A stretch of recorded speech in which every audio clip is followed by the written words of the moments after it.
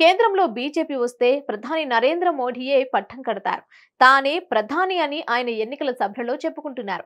బీజేపీలో చూస్తే ఈ రోజుకు ఆయనకు పోటీ లేదు. ఫుల్ మెజారిటీ వస్తే మోడీని మించి ఎవరూ మరో మాట కూడా తీసుకొని రారు. అయితే బీజేపీలో ఇప్పుడు 370 సీట్లు సొంతంగా సాధించాలని, అలాగే ఎన్టీఏతో కలుపుకొని 400 సీట్లు సాధించాలని అతిపెద్ద లక్ష్యం పెట్టుకొని ముందుకు సాగుతున్నారు. అయితే ఇలాంటి కీలక సమయంలో లేటెస్ట్ గా బెయిల్ మీద బయటకు వచ్చిన ఢిల్లీ సీఎం అరవింద్ కేజ్రీవాల్ ఒక రాజకీయ రచ్చను చర్చగా ముందు పెట్టారు. అంతేకాదు మోడీ వారసత్వం మీదనే ఆయన ఓపెన్ డిబేట్ ని పెట్టేశారు. మోడీకి తొందరలో 75 ఏళ్లు నిండుతాయి కాబట్టి ఆయన వారసుడు ఎవరంటూ కేజ్రీవాల్ ఒక చర్చకు ముందుకు తెచ్చాడు.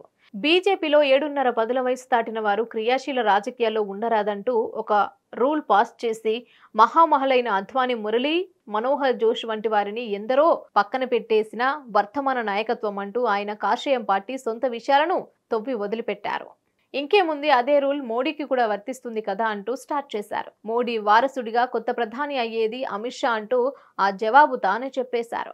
అంతటితో ఆగని కేజ్రీ బీజేపీలో ఆ ఇద్దరు అగ్రనాయకులు ఎందరినో భరిచేశారంటూ మోడీ అమిత్ షాల మీద విమర్శలు గుప్పించారు. ఇక కొత్తగా బీజేపీలో వేటు పడబోయేది యూపీ సీఎం యోగి మీదనే అని ఓ బిగ్ బాంబ్ పేల్చారు.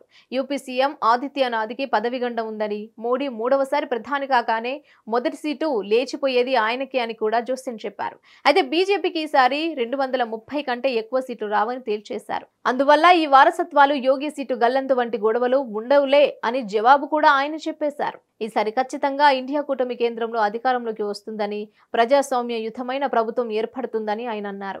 అయితే కేజ్రీవాల్ కి గట్టి కౌంటర్ ని అమిత్ షా ఇచ్చేశారు. మోడీయే ఎప్పటికీ తమ ప్రధాని అంటూ ఆయనకు వారసులు ఎవరూ లేరని తేల్చేశారు.